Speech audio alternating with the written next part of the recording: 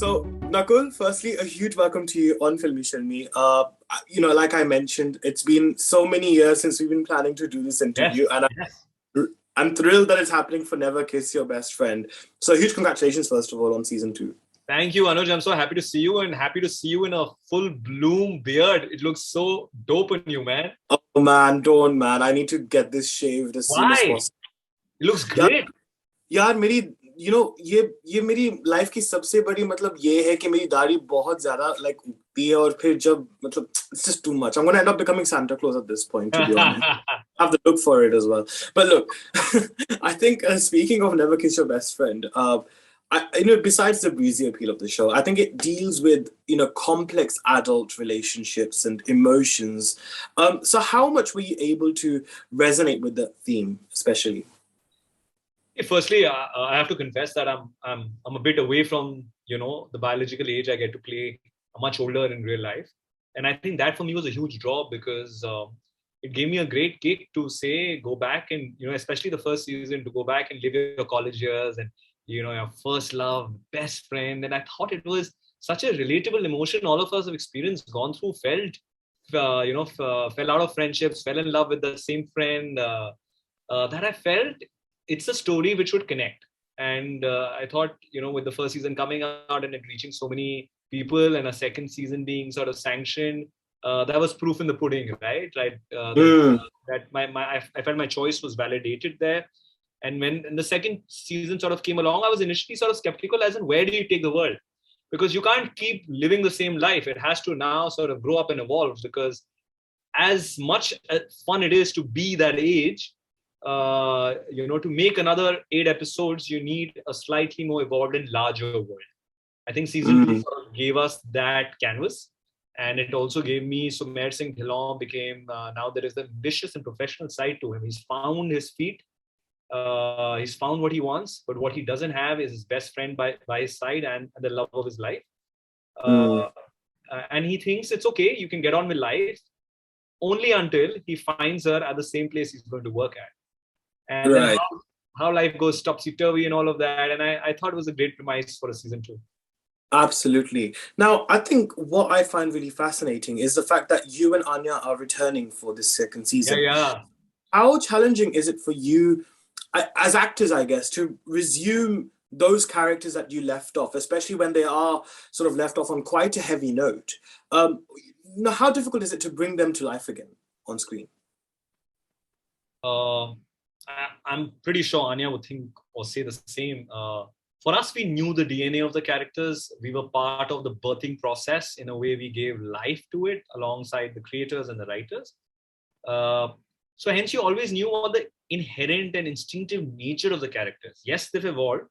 But to our utter surprise, in spite of a global pandemic in between and 2 years later when we went back to set, at least between me and Anya, Tanie and Sumer, it felt absolutely organic and seamless. And we were shocked. We finished the first scene and we weren't even supposed to sort of, it was a montage. I remember like the first sort of friendship scene and both of us were moist-eyed and just hitting the right note. And that scene didn't on paper, we didn't feel it would go there.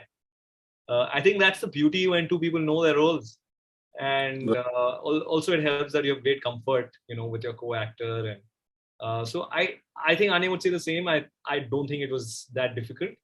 There were other very many challenges, biting cold of England, Omicron virus, and you're shooting in between all of that. Oh God, yeah, I remember. Not getting visas. I didn't have my full team there. So did the others.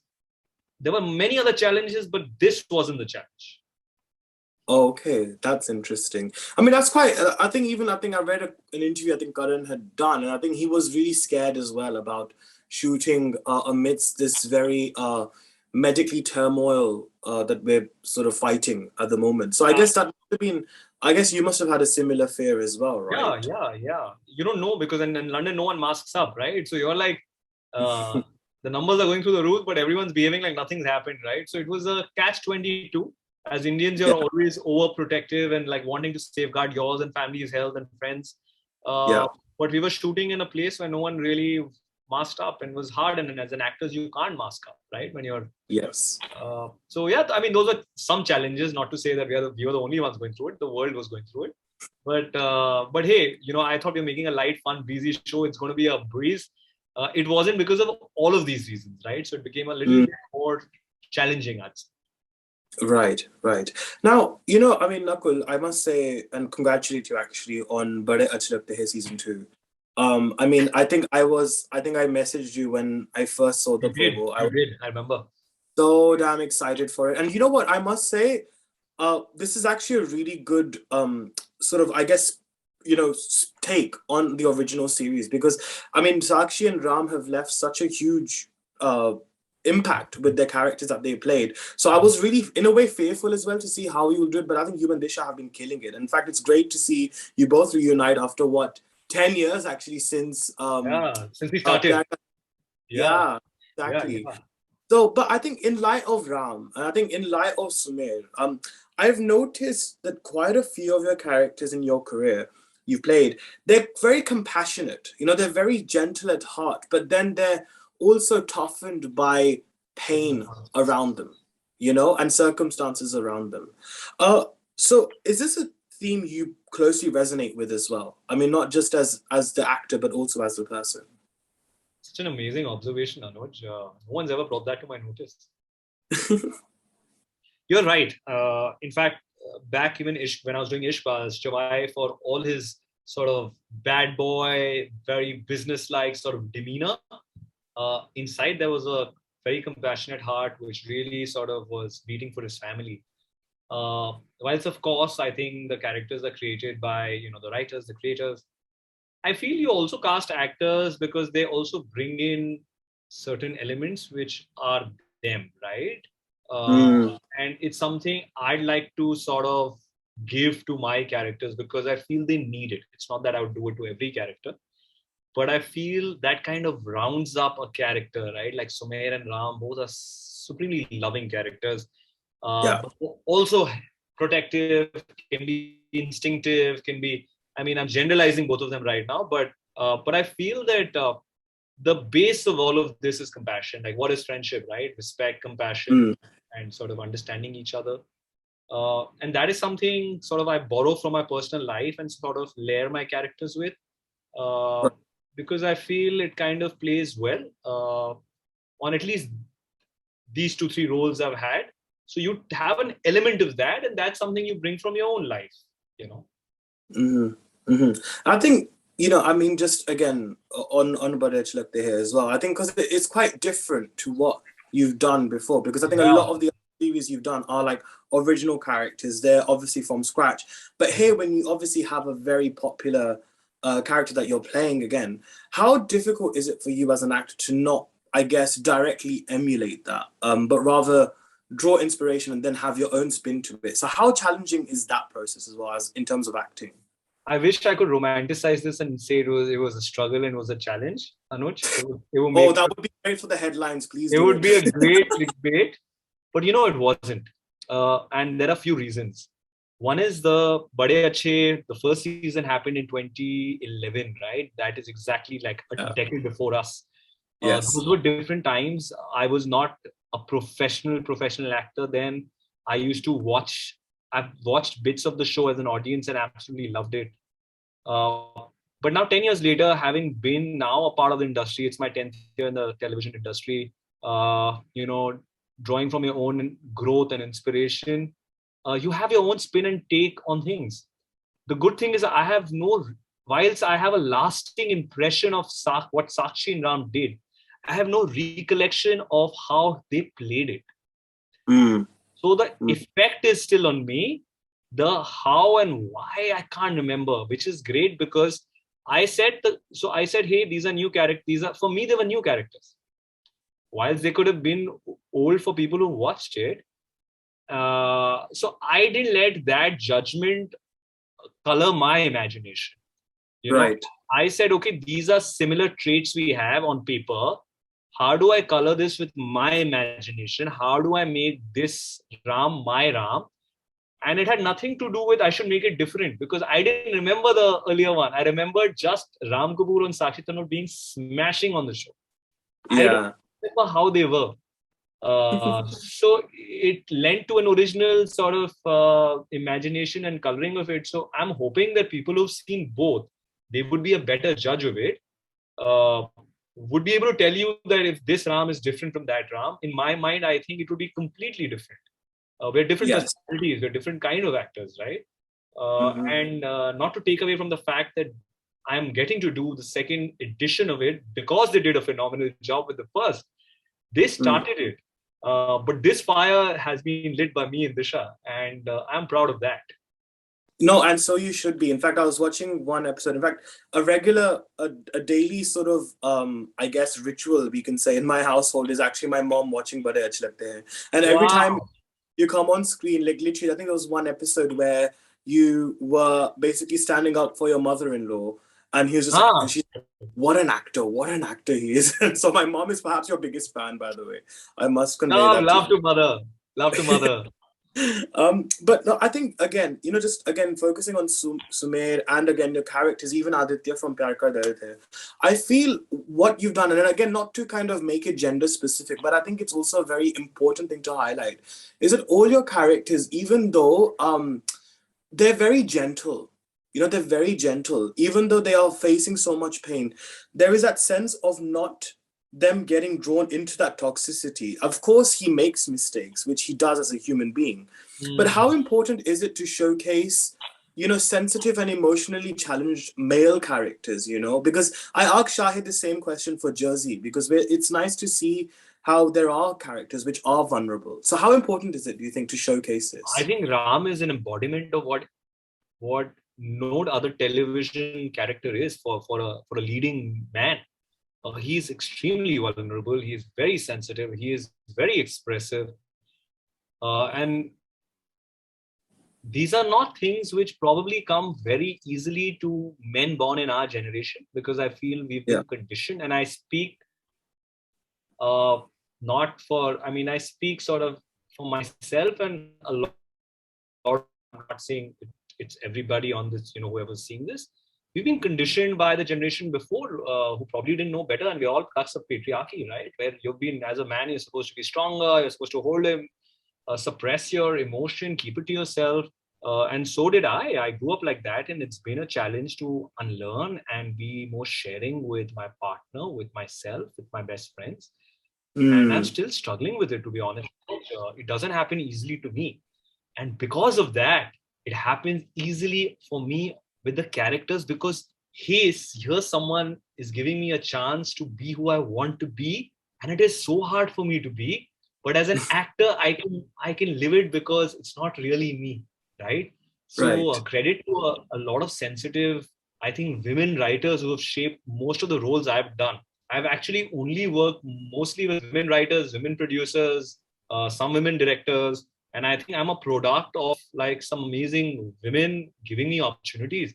And that's why you've seen a lot of this side coming to the fore in the characters I play, or at least in Ram Kapoor. So I won't take any credit there. In fact, I learn from these characters I play because I want to be like him. And it's a bit of a struggle for me personally. Now, I think I often have this conversation with a lot of actors who are huge in television or who have evolved from television into doing cinema and all of that. But, there used to be a time when people used to brand actors as TV actor in that sense. So how do you feel about that bracketing? Do you think that's changing now, especially because we're seeing a lot more actors explore genres, and at times as well, because it also TV offers them a platform to display their talent. How do you feel about that bracketing? Do you think that's changing now as well? Honestly, it doesn't bother me at all.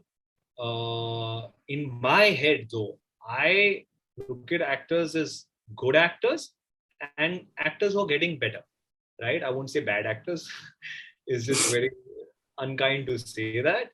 And I aspire to be the good kinds, right? So for me, it doesn't matter which medium I belong to or how people sort of address me. I know as long as I'm doing good work, which more often than not I do, and I'm very proud of the effort I put in, the discipline I have, the process I have.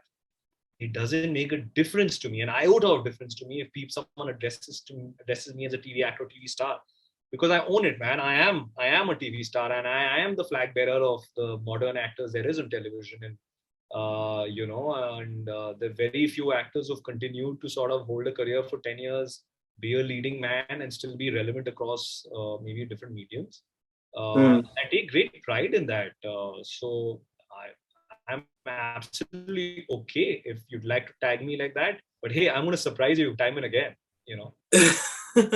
Which is great, right? And I think, I think the fact that we're seeing a lot more different content, I think why Never Kiss Your Best Friend is also quite wonderful is because we're seeing a lot of dark stories on the OTT space. Yeah, I mean, they're very engaging, and I love some of the stuff that's there, but boy, do we need something that's a bit more halka pulka, a bit more. Absolutely. How can you have like dum biryani every night? Your stomach's gonna go for a toss, man. I want my dal chawal and coke, man, or thumbs up. I want it, bro, and I don't get it anymore. Never Kiss your dal chawal and thumbs up, and maybe vanilla ice cream, with some candy. Well, chocolate, but yeah. Vanilla with some chocolate toppings, I'd say. Yeah. Love it. But, yeah, it is that, and it doesn't promise to be anything more. It promises to be just that. So if you're in it for that, I think you'd have a great time.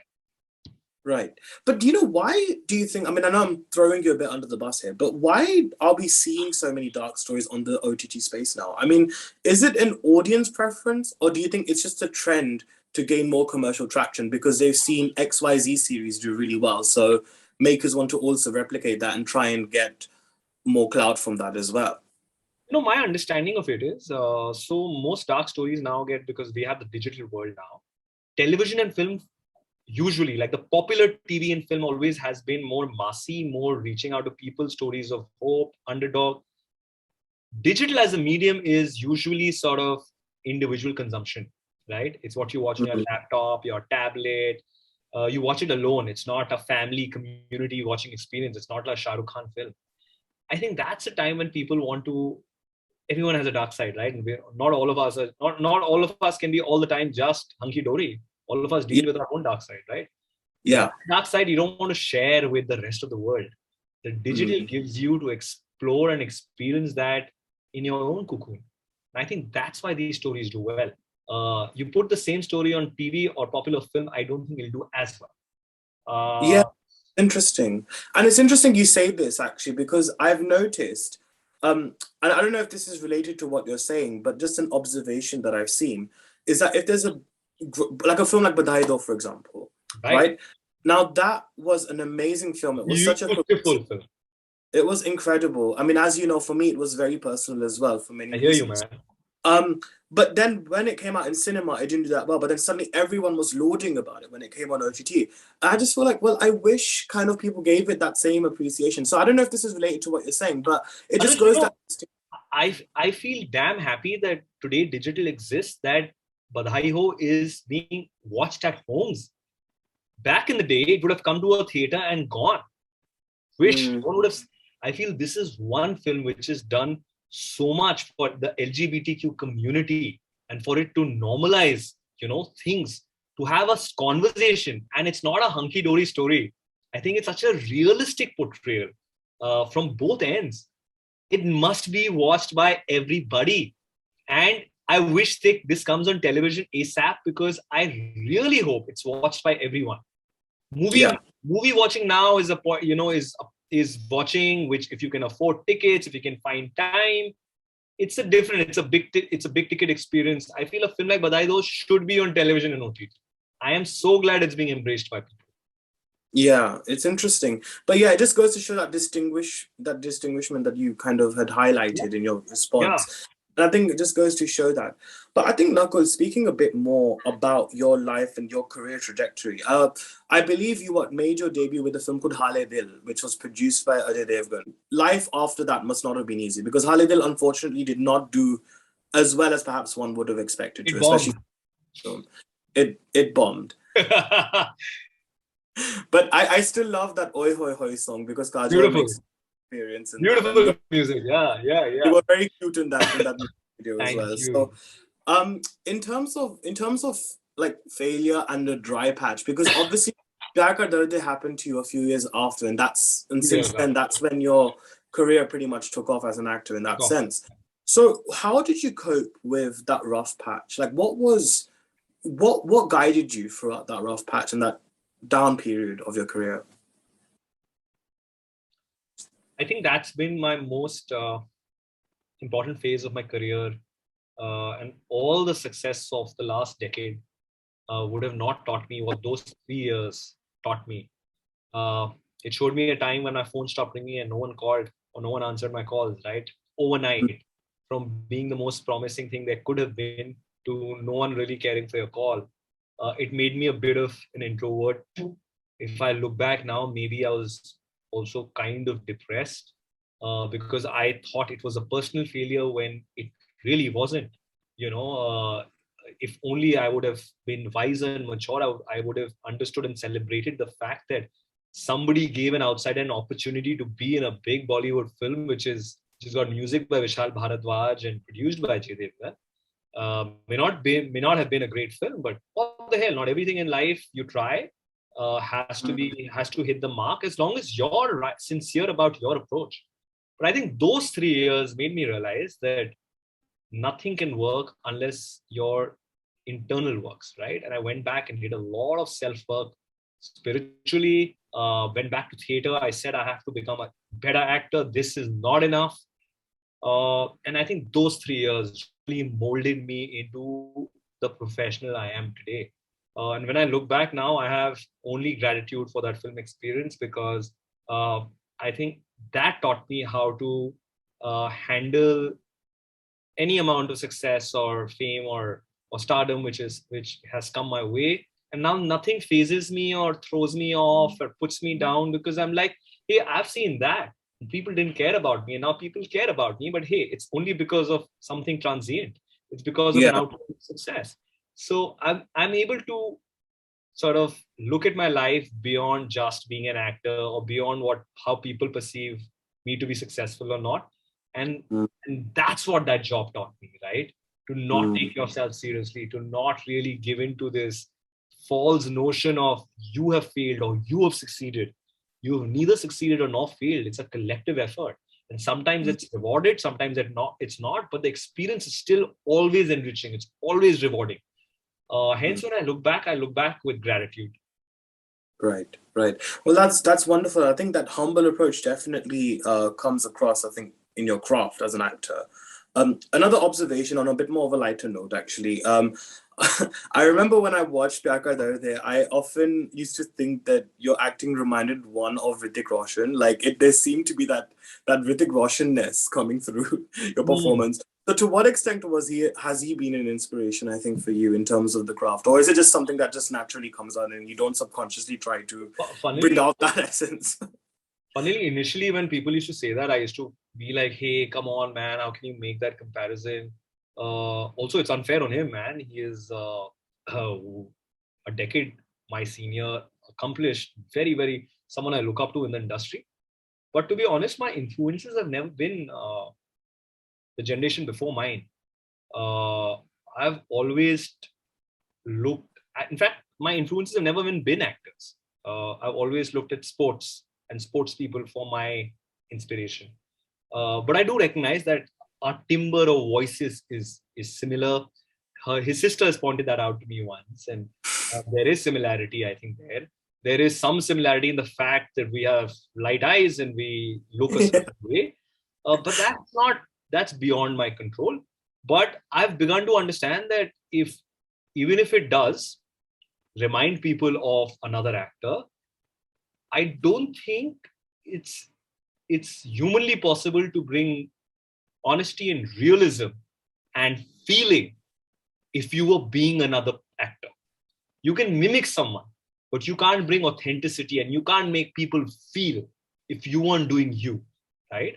So this is me. And initially, whilst it bothered me, it doesn't bother me at all. And I see that, hey, man, like, they're not comparing me to someone who's, not achieved a lot, someone who's achieved so much. but I continue to work towards just bettering my craft and being my individual self, right? So this is a fair observation. It has come to me from a few people. But I'm hoping that with more work I do, people are able to then recognize you for your body of work and say, hey, this guy reminds me of Nakuul, you know? Right. I hope that happens at some point too. Yeah.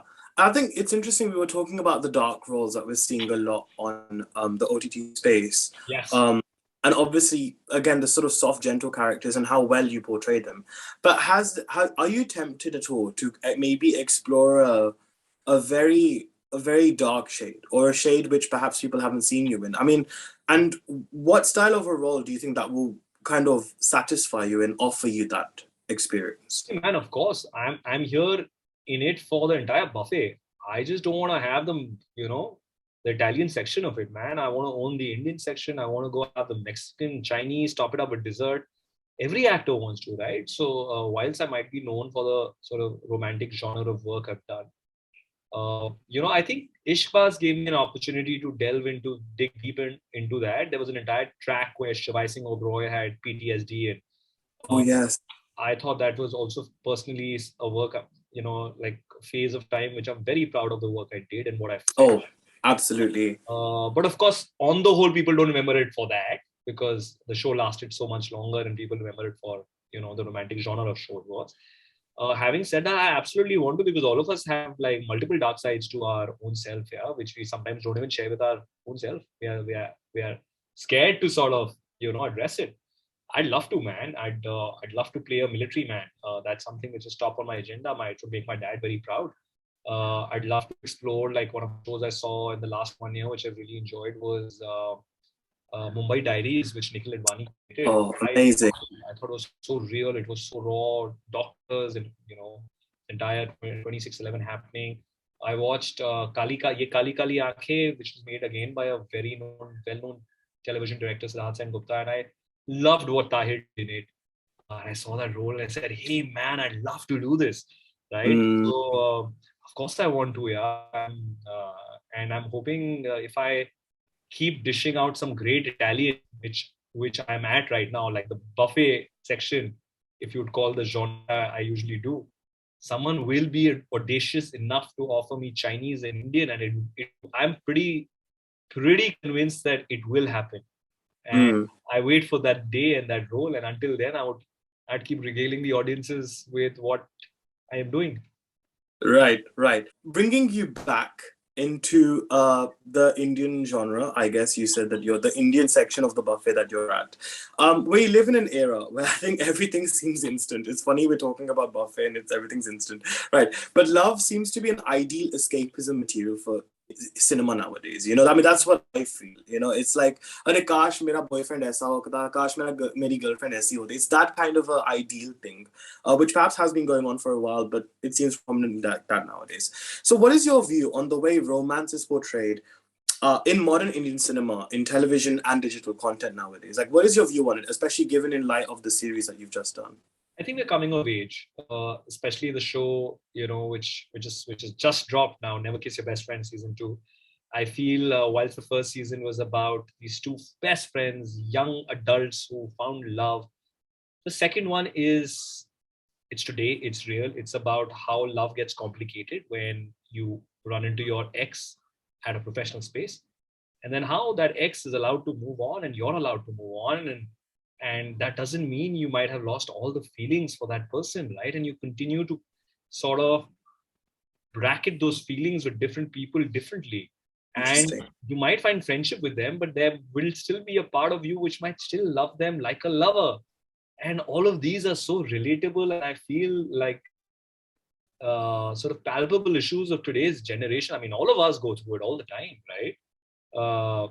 I feel that a show like Never Kiss is really touching onto that, and we're talking about that, and we're talking about it in a very open way, and not just my show. I think there are lots of wonderful, like I thought what they did in Made in Heaven, when they went into Arjun's love story, and it was so sensitively done, man. I'd love to play a gay love story, especially on the digital medium. This is the time to do it, and I feel with all the compassion and love sort of, the gentle roles I get to do. I feel that can also be led in a different sexuality. You'd be reaching out to such a mass audience, especially on TV, and be at the forefront of making that shift of acceptance, embracing. So I think it's happening, and it's we're the cusp of it. And with Never Kiss, I think there is realness, there's relatability. You're watching real people. It's not overtly filmy. It is frothy and it is fun and it is Londony, but it is complicated how life is and how relationships are. Yeah. So yeah. But I think on that note as well, I just want to say a huge thank you for always being such an LGBTQIA plus like ally. I think for people like myself, it always means a lot. I mean, you know how much I love you for that. And I think it's wonderful. I would love to see you do such a role. But until then, whilst we wait for that opportunity to come about, I've done a play which was about 2 men in relationship. You've not seen it. It played in Bombay. Okay. It's a very well-known British playwright called Mike Bartlett. It's a play called Cock. Oh, wow. Okay. I did this very early on in 2013, and it's still one of my most favorite pieces of work.